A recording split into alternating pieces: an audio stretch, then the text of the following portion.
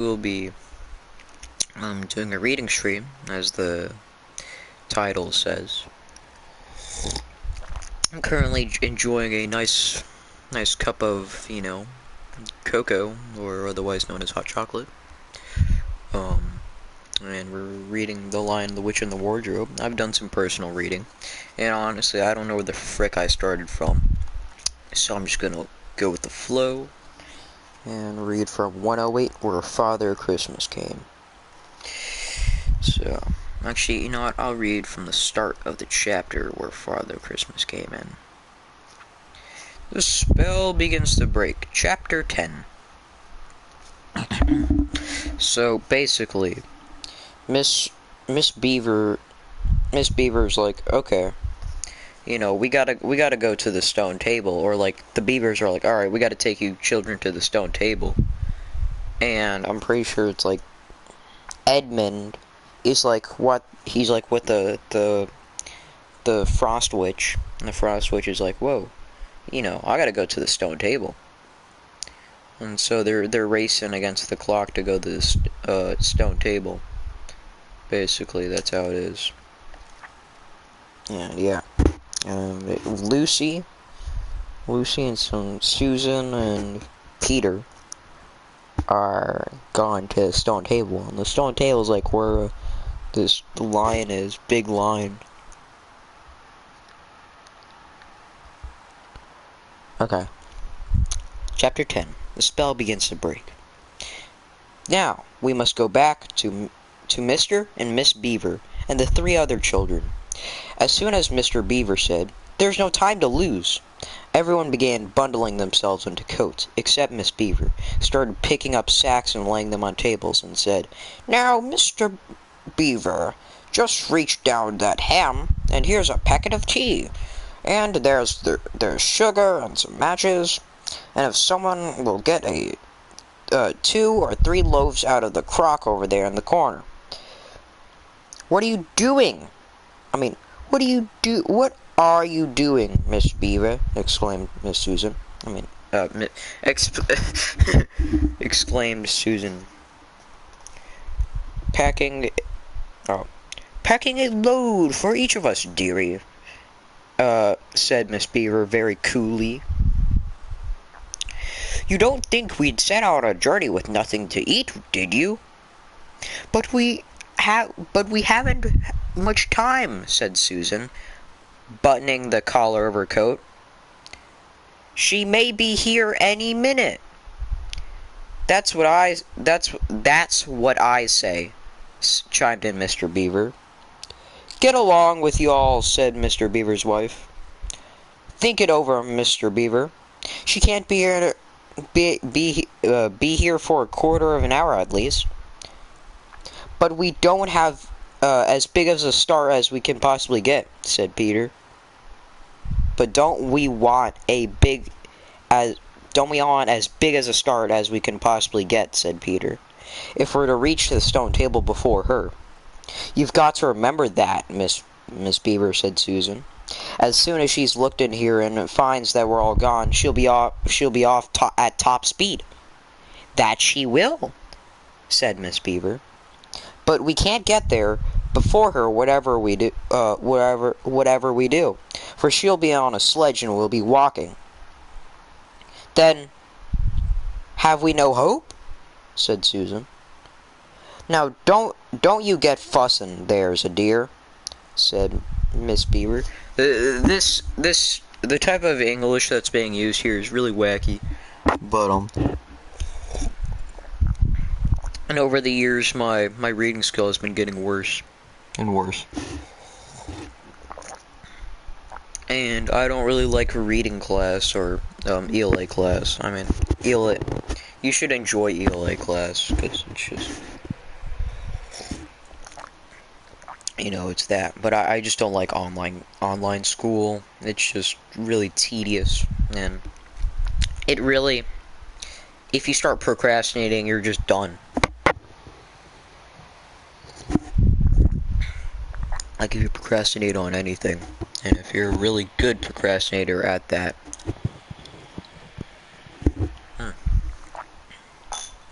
just finish my hot chocolate. Where was I? Said Miss Beaver. But just get half of a dozen clean handkerchiefs out of the drawer. Of course we've got a hope. We can't get out of there before her, but we can keep under cover and go by our ways she won't expect, and perhaps we'll get through. That's true enough, Miss Beaver, said her husband, but it's time we were out of this. And don't you start fussing. Yeah? There's a roach in my house, and it got away. Get the steel-toed boots and kick it in the crotch. That's what I tried. And we tried to spray it with Raid. Then he got away. Give it a smooch. If it's a woman, give it a big hot smooch, because it might be a big hot smoking babe and it just needs a kiss. No, if it's a woman, I'm gonna hit it even harder. Attaboy. That was raunchy what I just said. Keep working, slave. Don't you start fussing either, Mr. Beaver, said his wife.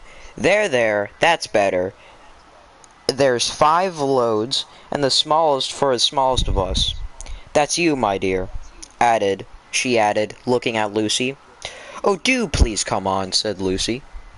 Well, I'm nearly ready now, answered Miss Beaver at last, allowing her husband to help her with her snow boots.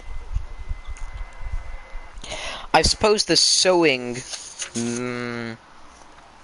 machine is too heavy to bring? Yes, it is, said Mr. Beaver. A great deal too heavy, and you don't think you'll be able to use it while we're on the run, I suppose?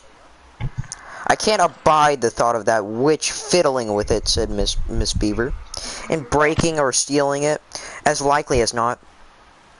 Oh, please, please, please do hurry, said the 3 children. And so at last, they all got outside, and Mr. Beaver locked the door. It'll delay her a bit, he said. And they set off, all carrying their loads over their shoulders.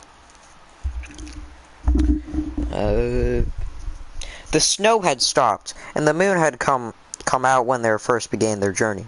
They went in single file, first Mr. Beaver, then Lucy, then Peter, then Susan, and Miss Beaver, the last of all. Mr. Beaver led them across the dam and on the right bank of the river, then along a very rough sort of path among the trees right down by the river bank. The sides of the valley shining in the moonlight, towering up far above them on either hand. Best keep down here as much as possible, he said. She'll have to keep to the top, for you couldn't bring a sledge down here.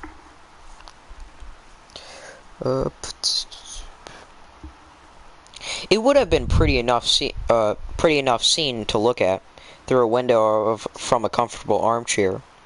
And even as things were, Lucy enjoyed it at first.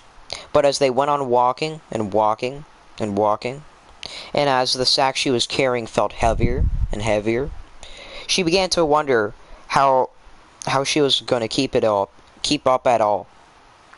And she stopped looking at the dazzling brightness of the frozen river with all its waterfalls of ice and the great white masses of the treetops and the great glaring moon and the countless stars, and could only watch the little short legs of Mr. Beaver going pad, pad, pad, pad, pad through the snow in front of her as if they were never going to stop.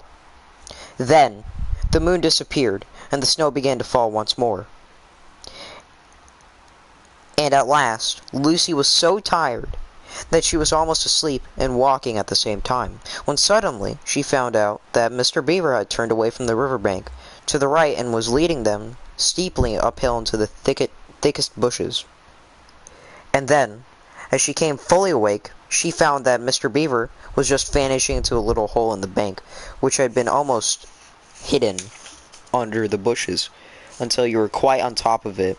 In fact, by the time she realized what was happening, only his short, flat tail was showing. Lucy immediately stooped down and crawled in after him. Then she heard noises of scrambling, puffing, and panting behind her, and in moments all five of them were inside. "Wherever is this?" said Peter's voice, sounding tired and pale in the darkness. I hope you know what I mean by the voice sounding pale. "It's an old hiding place for beavers in bad times," said Mr. Beaver, "and a great secret. It's not much of a place, but we must get few hours of sleep." "If you hadn't all been in such a plaguey fuss when we were starting, I would have brought some pillows," said Miss Beaver. It wasn't nearly as nice as a cave. It wasn't nearly such a nice cave as Mr. Thomas's, Lucy thought. Just a hole in the ground, but dry and earthy. It was very small, so when they all lay down, they were all a bundle of clothes together. And what with that, they were being warmed up by their long walk. They were rather snug. Oh, I'm sorry, I'm reading weird. I don't know. I'm a little drowsy reading this book. It's a nice book. I should read more.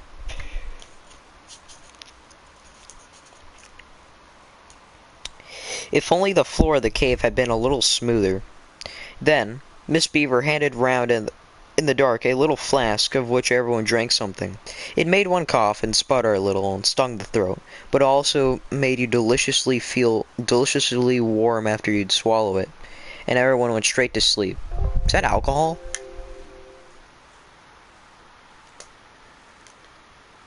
Dude, gave children alcohol, what a chad. It seemed to Lucy that only the next minute, although it was really hours and hours later, when she woke feeling a little cold and dreadfully stiff, and thinking how she would like a hot bath. And then she felt a long set of whiskers tickling her cheek, and saw that the cold daylight coming in through the mouth of the cave. But immediately after that, she was very wide awake indeed, and so was everyone else. In fact, they were all sitting up with their mouths open and with their mouths and eyes wide open, listening to the very sound they had been thinking of, and sometime imagining they heard during their walk last night. It was the sound of jingling bells. Mr. Beaver was out of the cave in a flash the moment he heard it. Perhaps you think, as Lucy thought for a moment, that this was a very silly thing to do, but it was really quite a sensible one. He knew he could scramble to the top of the bank among the bushes and the brambles without being seen, and he wanted above all things to see which way the witch's sledge went. The others all sat in the cave, waiting and wondering. They waited nearly for 5 minutes. Then they heard something that frightened them very much. Their voices. "Oh," thought Lucy. "He's been seen. She's caught him." Great was their surprise when a little later they heard Mr. Beaver's voice calling to them from just outside the cave.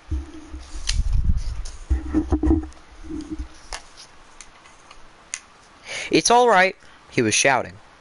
"Come out, Miss Beaver. Come out, sons and daughters of Adam. It's all right. It isn't her." This was bad grammar, of course, but this is how beavers talk when they're excited. I mean, in Narnia, in our world, they usually don't talk at all.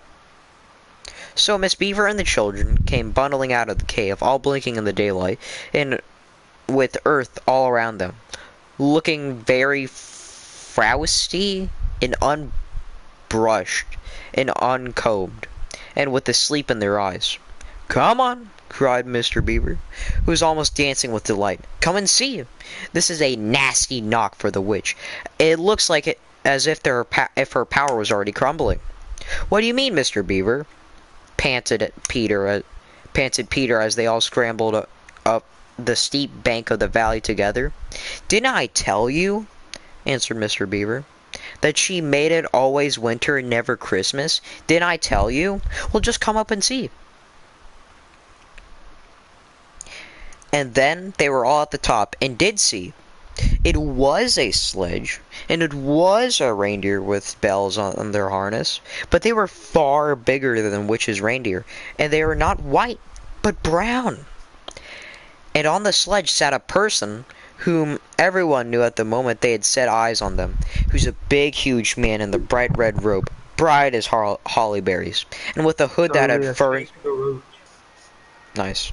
I spanked it. I sprayed it with a raid and then I chopped it in half with a shoe. He gave it the spank and the whack. Yeah.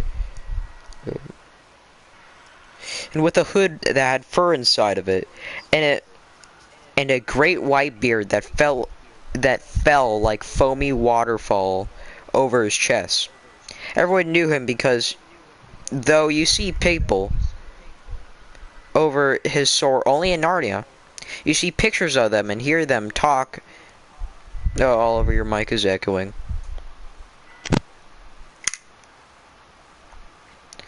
You see people of his sort only in Narnia. You see pictures of them, and you hear them talked even about even in our world. The world this side of the wardrobe door. But when you really see them in Narnia, it's rather different. Some of the pictures of Father Christmas in our world make him look funny and jolly, only funny and jolly. But now the children actually stood looking at him. They didn't find it quite like that. He was so big, and so glad, and so real, that they all became quite still. They felt very glad, but also solemn. "I've come at last," said he. "She has kept me out for a long time, but I've got in at last. Aslan is on the move. The witch's magic is weakening." And Lucy felt running through her that deep shiver of gladness that you only get when you're being solemn and still. "And now," said Father Christmas, "for your presents. There is a new, better sewing machine for you, Miss Beaver, and I'll drop it in your house as I pass." "If you please, sir," said Miss Beaver, making a curtsy. "It's locked up." "Locks and bolts make no difference to me," said Father Christmas. "And as for you, Mr. Beaver, when you get home, you will find your dam finished and mended, and all the leaks stopped, and a new sluice gate fitted." Mr. Beaver was so pleased that he opened his mouth very wide and found that he couldn't say anything at all. "Peter, Adam's son," said Father Christmas. "Here, sir," said Peter. "These are your presents," was the answer. "And they are tools, not toys. The time to use them is perhaps the near at hand. Bear them well." With these words he handed to Peter a sword and a shield. The shield was the color of silver, and across it ramped a red line as bright as a ripe strawberry at the moment when you picked it. The hilt of the sword was of gold, and it had a sheath and a sword belt and everything it needed. And it was just the right size and weight for Peter to use. Peter was silent and solemn as he received these gifts, for he felt they were a very serious kind of present. "Susan, Eve's daughter," said Father Christmas, "these are for you." And he handed her a bow and a quiver of arrows and a little ivory horn. Oliver, your mic is still echoing though.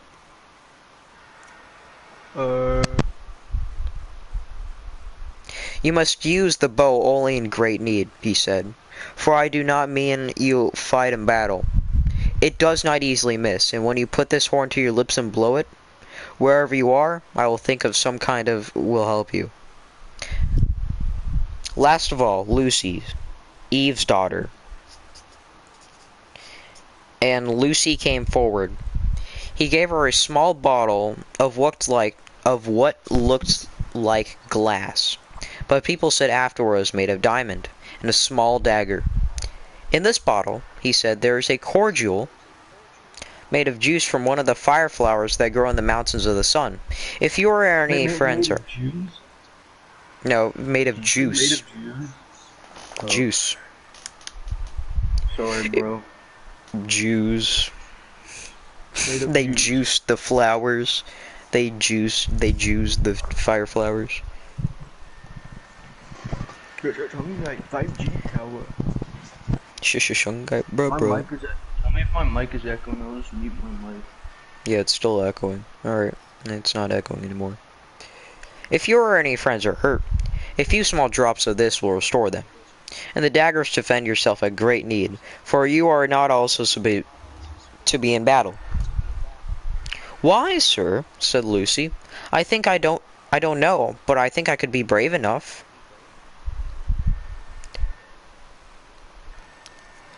That is not the point, he said. But battles are ugly when women fight. And now, here he suddenly looked less grave. Here's something for the moment for you all. And he brought out, I suppose, from his big bag at the back, but no one quite saw him do it.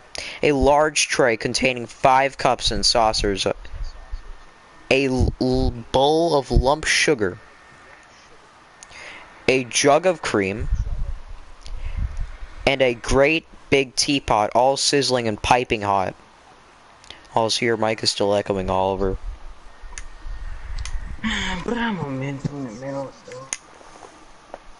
Then he cried out, "Merry Christmas! Long live the true king!" and cracked his whip. And he and the reindeer and the sledge and all were out of sight before anyone realized that they had started. Peter had just drawn his sword out of the sheath and was showing it to Mr. Beaver, when Miss Beaver said, now then, don't stand there. Don't stand there till the tea's got cold. Just like men. Come and help carry the tea tray down, and we'll have breakfast. What a mercy, I thought of bringing the bread knife. What a mercy, I thought of bringing the bread knife. So down the steep bank they went and back to the cave. Mr. Beaver cut some of the bread and ham into sandwiches, and Miss Beaver poured out the tea and everyone enjoyed themselves. But long before they had finished enjoying themselves, Mr. Beaver said, "Time to be moving on now." Chapter 11. Aslan is near. Now Edmund, he's basically the traitor, but he doesn't want to be the traitor anymore because he realized how much the Witch Queen duped him. Because the Witch Queen was like, "Oh, okay, so you're a little fat boy, and basically you want some Turkish delight, huh, fat boy?" And Edmund's like, "Yup." And they're like, "Okay, sounds cool." And Edmund ratted his siblings out. And then yeah. And right now he's going on a quest or a trip with the Witch Queen to Mr. and Mrs. Beaver's house, which has been locked and abandoned. So this is chapter 11. Edmund, meanwhile, had been having a most disappointing time. When the dwarf had gone to get the sledge ready, he expected that the witch would start being nice to them. But, as she had been at their last meeting. But she said nothing at all. And when at last Edmund plucked up his courage to say, "Please, your majesty, could I have some Turkish delight? You said..." She answered, "Silence, fool!" Then she appeared to change her mind and said, as if to herself, "And yet it will not do to have some brat fainting on the way." And once more clapped her hands. Another dwarf appeared. "Bring the human creature food and drink," she said. The dwarf went away and presently returned with an iron bowl and some water in it. An iron plate with a hunk of dry bread in it. He grinned in a repulsive manner as he set them down on the floor beside Edmund and said, "Turkish delight for the little prince. Ha ha ha ha." "Take it away, Edmund," said Edmund sulkily. "I don't want dry bread." But the witch suddenly turned on him with such a terrible expression on her face that he apologized and began to nibble at the bread, though it was so stale he could hardly get it down. You should be glad enough of it before you taste bread again," said the witch. While he was chewing away, the first dwarf came back and announced that the sledge was ready.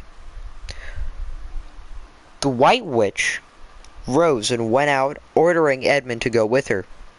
The snow was once again falling as they came back into the courtyard. But she took no notice of that and made Edmund sit beside her on the sledge. But before they drove off, she called Margrim, and he came bounding like an enormous dog to the side of the sledge. "Take with you the swiftest of your wolves and go at once to the house of beavers," said the witch, "and kill whatever you find there. If they are already gone, then make all speed to the stone table, but do not be seen. Wait for me there in hiding. I, meanwhile, must go to many miles to the west before I find a place where I can drive across the river. You may overtake these humans before they reach the stone table. You will know what to do if you find them." "I hear and obey, O Queen," growled the wolf, the white knight simp.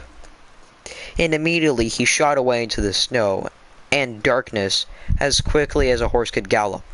In a few minutes he called in another wolf, and was with him down on the dam sniffing at the beaver's house. But of course they found it empty. It would have been a dreadful thing for the beavers and the children if the night had remained fine, for the wolves would then have been able to follow their trail, and 10 to 1 would have overtaken them before they had gotten to the cave. But now the snow had begun to gun again, and the scent was cold, and even footprints were covered up. Meanwhile, the dwarf whipped up the reindeer, and the witch and Edmund drove out under the archway and away into the darkness and the cold. I've been reading this book so long to you guys. I don't even know how many things I've made. I should get another book. This was a terrible journey for Edmund, who had no coat. Before, they had been going quarter an hour. All the front of him was covered with snow. Wait, hold up. Ah, my brain is dying. Getting too sleepy. He soon stopped trying to shake it all off, because as soon as he did that, a new lot gathered, and he was so tired. Soon he was wet to the skin, and oh, how miserable he was. It didn't look now as if the witch intended him to make him king. All the things he had said to make himself believe that she was good and kind, and that her side was really the right side, sounded silly to him now. He would have given anything to meet the others at the moment, even Peter. The only way to comfort himself now was to try to believe that the whole thing was a dream, and he might wake up at any moment. And as they went on, hour after an hour, it did all come to seem like a dream. This lasted longer than I could even describe, even if I wrote pages and pages about it. But I will skip on to the time when the snow had stopped and the morning had come, and they were racing along in the daylight. And they went on with no sound but the everlasting swishings of the snow and the creaking of the reindeer's harness. And then, at last, the witch said, "What have we here? Stop!" And they did. How Edmund hoped she was going to say something about breakfast. But she had stopped for quite a different reason. A little way off at the foot of a tree sat a merry party. A squirrel and his wife and their dog with their children, and 2 satyrs and a dwarf and a old dog fox, all on stools round a table. Edmund couldn't quite see what they were eating, but it smelled lovely, and it seemed to be decorations of holly. And he wasn't sure at all that he didn't see something like plum pudding.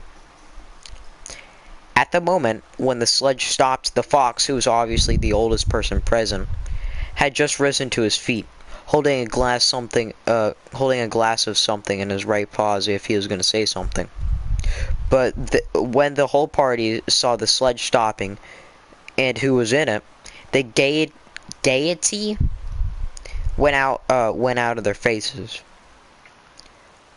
The father squirrel stopped eating with his fork halfway in his mouth, and one of the satyrs stopped with his fork actually in its mouth. And the baby squirrels squeaked in terror. "What is the meaning of this?" asked the witch queen. Nobody answered. Baba Booey. "Speak, vermin," she said again. "Or do you want my dwarf to find you a tongue with his whip? What is the meaning of all this gluttony, this waste, and this self-indulgence? Where'd you get all these things?" "Please, your majesty," said the fox, "we were given them. And if I might make so bold as to drink your majesty's very good health." "Who gave them to you?" said the witch. "Well, I got banned on my name, but I have my smurf." Father Christmas," stammered the fox. "What?" roared the witch, springing from the sledge and taking a few strides nearer. Game 2-3, emoji happy tears, emoji happy tears. Hold on, I'm gonna change the comment things.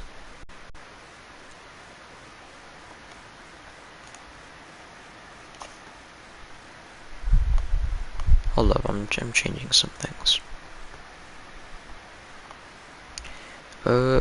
Display speech. And I don't really like text to speech. Audio sharing.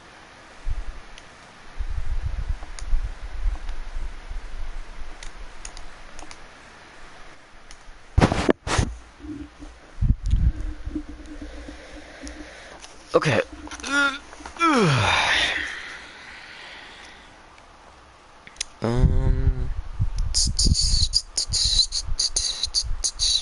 Yeah, sorry I'm stammering a lot. I'm actually quite drowsy right now currently. But, I mean, I just like to read. It's actually quite comfortable. And, because of the winter time. Well, it's actually November. You know what really pushed my buttons? Was when I went to Walmart. I went to Walmart in order to get some stuff. And it was playing Christmas music. Good thing it wasn't playing Mariah Carey, "All I Want Is for Christmas Is You." But it was still Christmas music. Because it was still what, Dude, one time I went to Walmart and they were just blasting Arabic music on the speaker. Sick, bro. I too would absolutely deck. Roared the witch. Roared the witch, springing from the sledge and taking a few strides near the terrified animals. "He has not been here. He cannot have been here. How dare you? But no. Say that you've been lying, and you shall even now be forgiven." At that point, one of the young squirrels had lost its head completely. He has! He has! He has! It squeaked, beating its little spoon on the table. Edmund saw the witch bite her lip so that a drop of blood appeared on her right cheek. Then she raised her wand. "Oh, don't, please don't," shouted Edmund. But even while he was shouting, she had waved her wand, and instantly where the merry party had there been only a few statues of creatures. One with its stone fork fixed forever halfway to its stone mouth, seated round a stone table which there had been stone plates and a stone plum pudding. "As for you," said the witch, giving Edmund a stunning blow on her face as she remounted the sledge, "let that teach you to ask favors for spies and traitors. Drive on." And Edmund, for the first time in this story, felt sorry for someone besides himself. It seemed so pitiful to think of those stone figures sitting all there in silent days and dark nights, year after year, till the moss grew on them and at last even their faces crumbled away. Now they're steadily racing on again. And soon Edmund noticed that the snow which had splashed against them as they rushed through was much more wetter than it had been last night. At the same time, he noticed he was feeling much less cold, and it was also becoming foggy. In fact, every minute it grew foggier and warmer. and the sledge was not running nearly as well as it had been running up till now. At first he thought of this because the reindeers were tired, but soon he saw that it couldn't be the real reason. The sledge jerked. Hold up, I need to stretch my leg. Ooh, that felt good. That got my shungite crackling.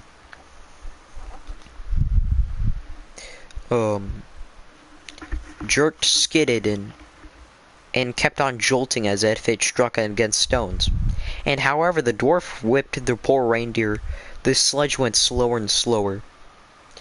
There also seemed to be a curious noise all around them, but the noise of their driving and jolting and the dwarf shouting at the reindeer prevented Edmund from hearing what it was, till suddenly the sledge stuck so fast that it wouldn't go on at all.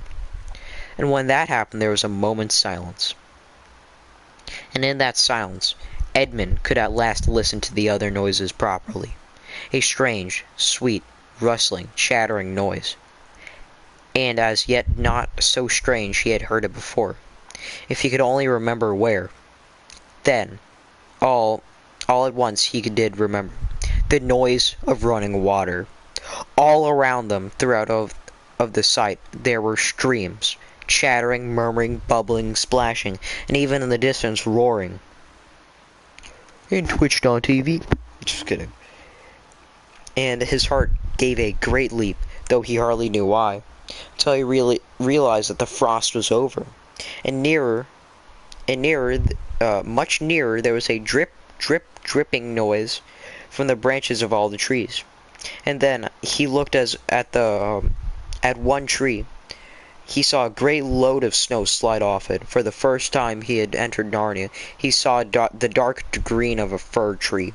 But he had not time to listen or watch her any longer, for the witch said, "Don't sit staring, fool! Get out and help!" And of course Edmund had to obey. He stepped out into the snow, but it was really only slush by now, and began helping the dwarf to get the sledge out of the muddy hole it had gone into.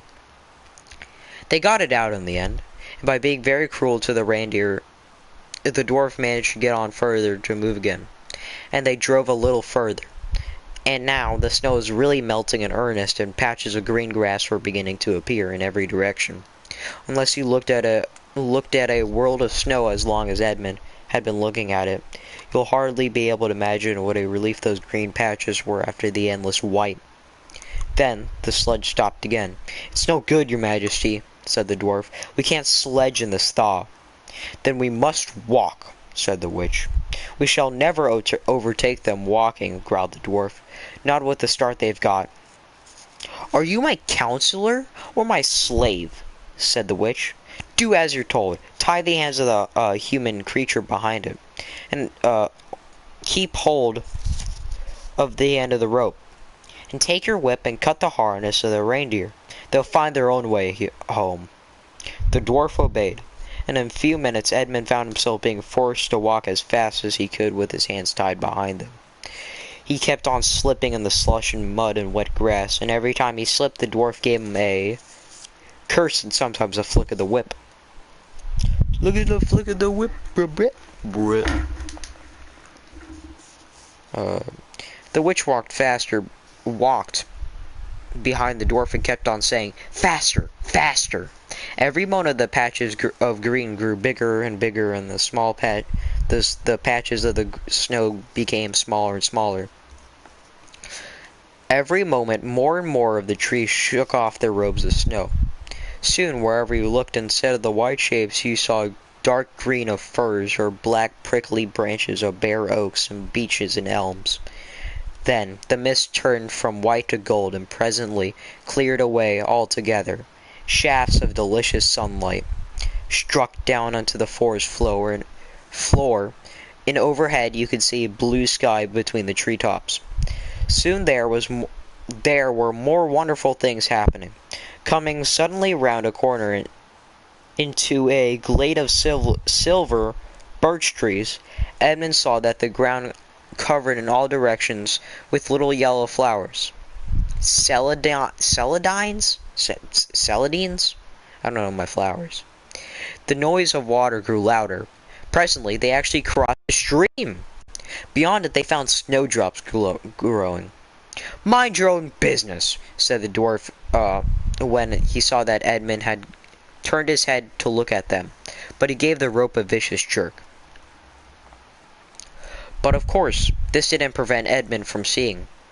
Only 5 minutes later, he noticed dozens of crocus. I don't know what these flowers are. What am I, a fancy boy? Growing from the foot of an old tree. Gold and purple and white. Then came a sound even more delicious than the sound of water. Close beside the path they were following, a bird suddenly chirped from a branch of the tree. It was answered by a chuckle of another bird a little farther off. Then, as if it had been a signal, they were chattering and chirruping in every direction. Then a moment of a full song, and within 5 minutes the whole wood was ringing with the birds' music. And wherever Edmund's eyes turned, he saw birds alighting on branches, or sailing overhead, or chasing one another, having their little quarrels, or tying up with their feathers with their beaks. "Faster, faster!" said the witch. There was no trace of the fog now. The sky became bluer and bluer, and now there were white clouds hurrying across it from time to time. In the wide glades there were primroses. A light breeze sprang up, which scattered drops of moisture from the swaying branches and carried cool, delicious scents against the faces of the travelers. The trees began to come fully alive. The larches and birches were covered with green, laburnums with gold. Soon the beech trees had put forth their delicate, transparent leaves. As the travelers walked under them, the path also became green. A bee buzzed across their path. "This is no thaw," said the dwarf, suddenly stopping. "This is spring. What are we supposed to do? Your winter has been destroyed, I tell you. This is Aslan's doing." "If either of you mentions that name again," said the witch, "he shall be instantly killed." That is the end of chapter 11. We will be continuing along chapter 12, dubbed Peter's First Battle. Oh, that was pretty good. Oh god, 42. Jeez.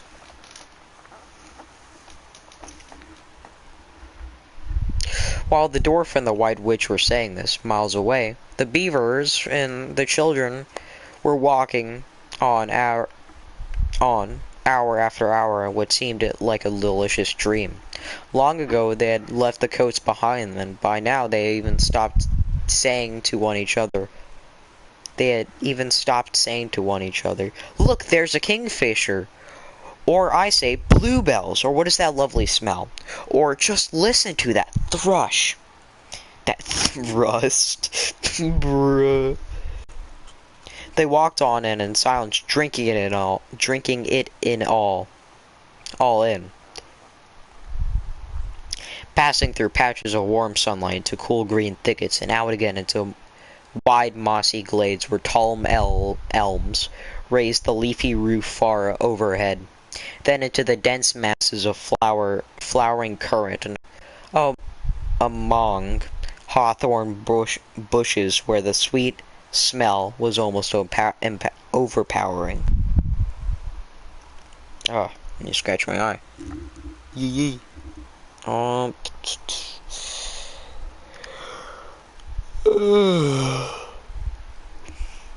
They had been almost as surprised as Edmund when they saw that the winter vanishing, and the whole wood passing in a few hours or so, from January to May. They hadn't even known for certain, as the witch did, that this was what would happen when Aslan came to Narnia.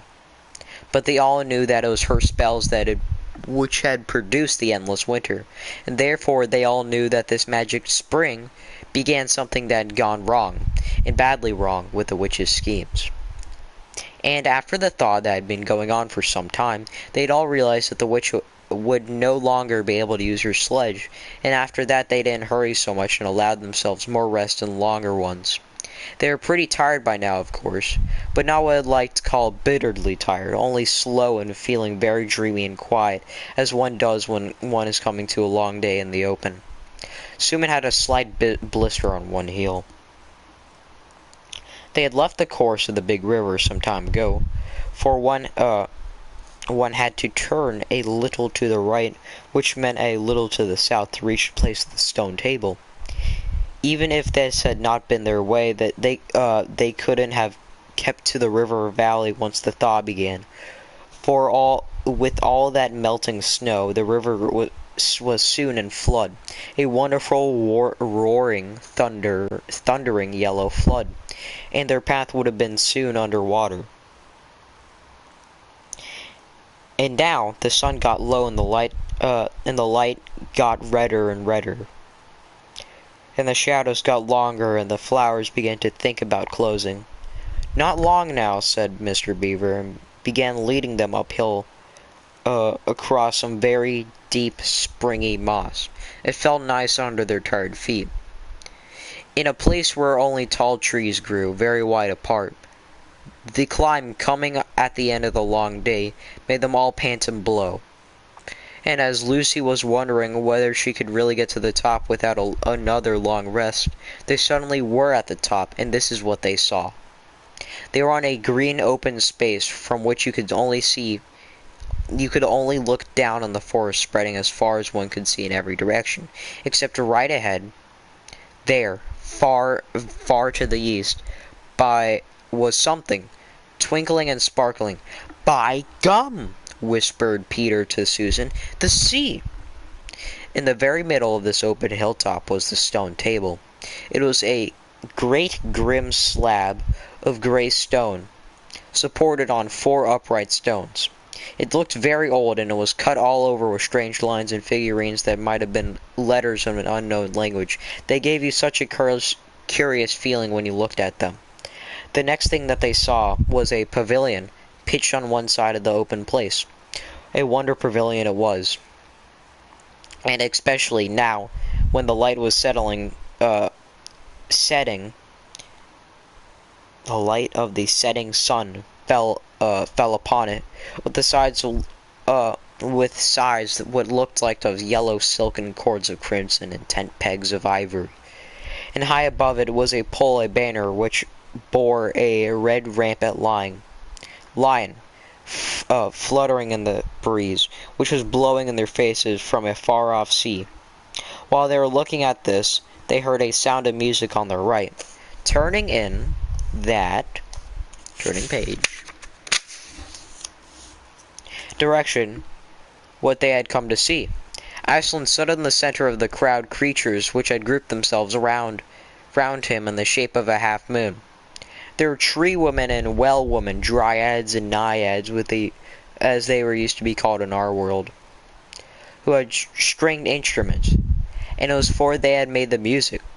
There were 4 great centaurs, and the horse part of them was like a huge English farm horses, and the man part was like stern but beautiful giants.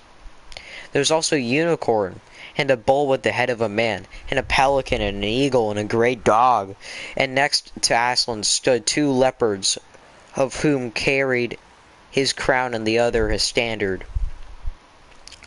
But as for Aslan himself, the beavers and the children did not know what to do or say when they saw him. People who have not been in Narnia and sometimes think that a thing could not be good or terrible at the same time. If the children had ever thought so, they would have been cured of it now. For when they tried to look at Aslan's face, they just caught a glimpse of a golden mane and a great, loyal, solemn, overwhelming eyes. And they had found that they couldn't look at him, and all went trembly. "Go on," whispered Mr. Beaver. "No," whispered Peter. "You first." "No, sons of Adam before animals," whispered Mr. Beaver back again.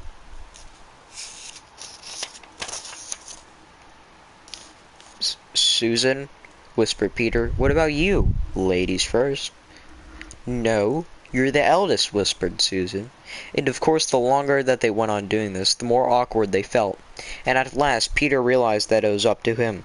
He drew the sword and raised it to a salute and hastily saying to the others, "Come on, pull yourselves together." He advanced to the lion and said, "We have come, Aslan."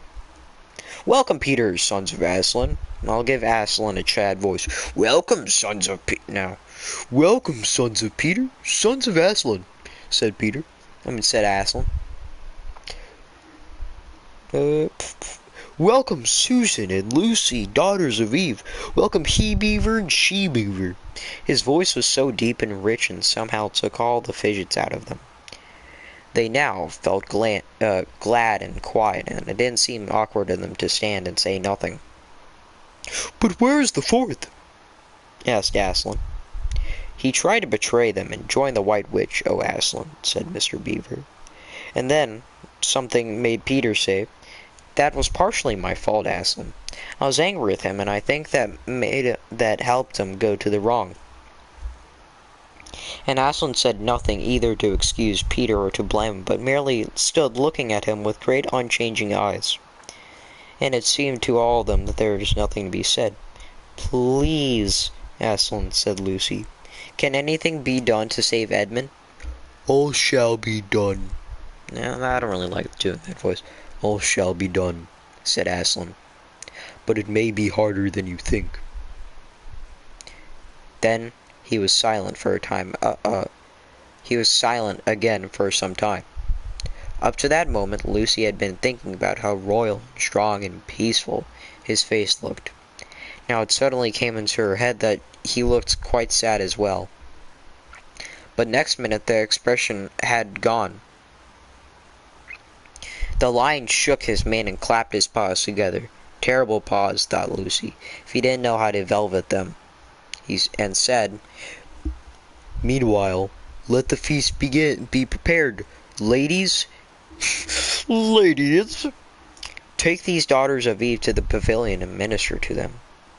When the girls had gone, Aslan laid his paws, and thought it was velveted, It was very heavy on Peter's shoulder, and said, "Come, son of Adam, I will show you a very far-off side of the castle where you are to be king." And Peter, with his sword still drawn to his hand, went with the lion to the eastern edge of the hilltop. There a beautiful sight met their eyes. The sun was setting behind their backs.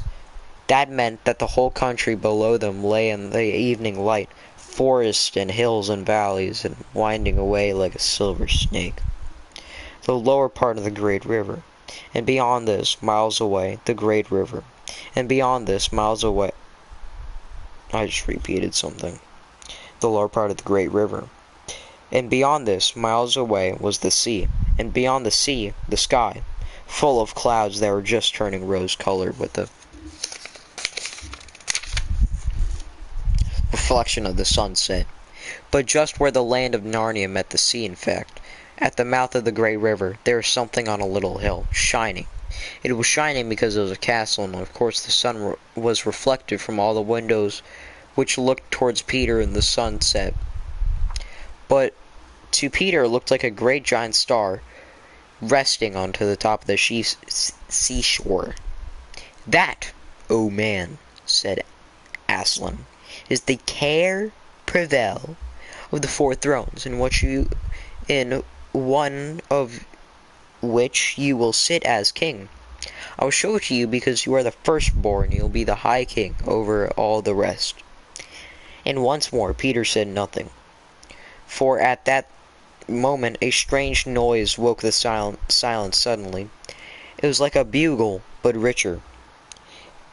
"It is your sister's horn," said Aslan to Peter in a low voice, so low that it almost had to be a purr. If it's not disrespectful to think of a lion purring. For a moment, Peter did not understand. Then, when he saw all other creatures start forward, and heard Aslan say with a wave of his paw, "Back! Let the prince win his spurs. He did understand and set off running as soon as he could with to the pavilion. And there he saw a dreadful sight. The naiads and dryads were scattering in every direction, and Lucy was running towards them as fast as her short legs could carry her, and her face was white as paper. Then she saw Susan make a dash for a tree and swing herself up, followed by a huge gray beast. At first, Peter thought it was a bear. Then he saw it looked like an what? Okay. It was Alsatian, though it was too big to be a dog. Then he realized it was a wolf standing on its hind legs, with its front paws together against the trees, snapping and snarling. All the hairs on its back stood on end. Susan had not been able to get higher than the second big branch. One of her legs hung down, so her feet was only an inch or two above the snapping teeth. Peter wondered why she did not get higher, at least take a better grip. Then he realized she was just going to faint, and that if she fainted she would fall off. Peter did not feel very brave. Indeed, he felt he was going to be sick, but that made no difference but what he had to do. He rushed straight up to the monster and aimed a slash of his sword at its side. That stroke never reached the wolf. Quick as lightning it turned round, its eyes flaming, and its mouth opened wide in a howl of hunger. If it had not been so angry, it simply had to howl, and it would have got him by the throat at once.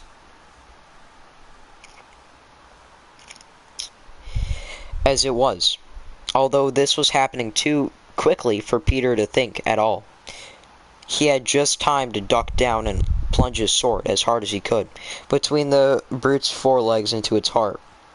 Then came a horrible, confusing moment, like something in a nightmare. He was tugging and pulling, and the wolf seemed neither alive nor dead. Its bared teeth knocked against his forehead, and everything was blood, heat, and hair. And a moment he later found that the monster lay dead, and he had drawn his sword out of it and was straining his back, and rubbed the sweat off his face and out of his eyes. He felt tired all over. Then, after a bit, Susan came down the tree. She and Peter felt pretty shaky. They met, and I won't say there wasn't kissing and crying on both sides. But wait, hold up, what? Hold up. What? Okay. But in Narnia, no one thinks of any of the worst of you for that. Quick, quick! Shouted the voice of Aslan.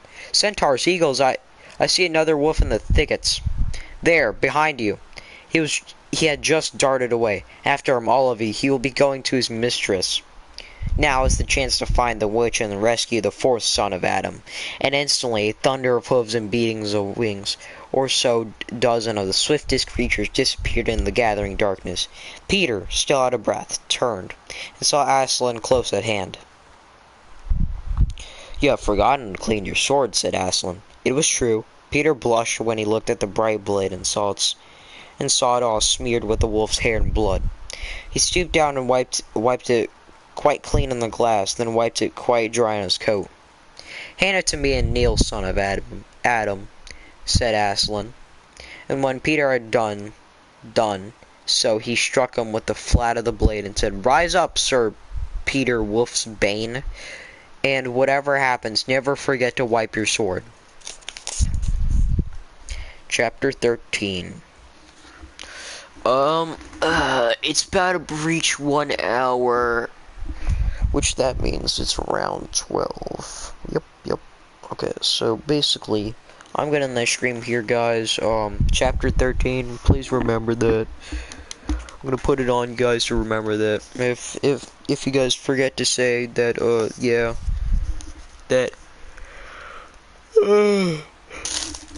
gonna get off now.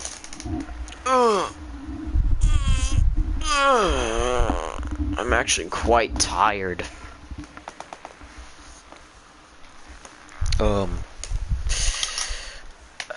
Dude, big chunk of speedrun any glitchless world record. That is not world record. Thought world record was 1.69 minutes.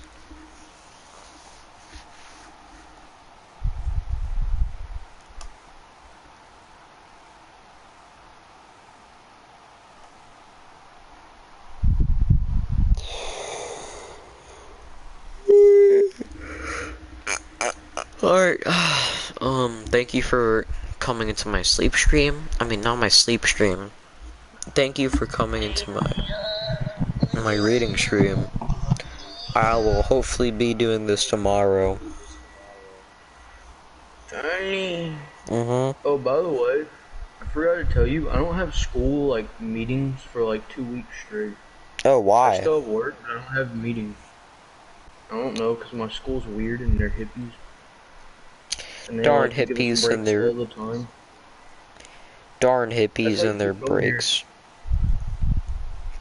Are you calling me a hippie? I don't agree with anything they do besides the breaks that they give us. Says.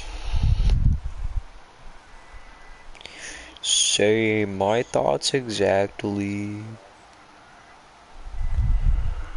Dude, that was pretty poggers. Yo, if you excuse me, Shungite must get off stream.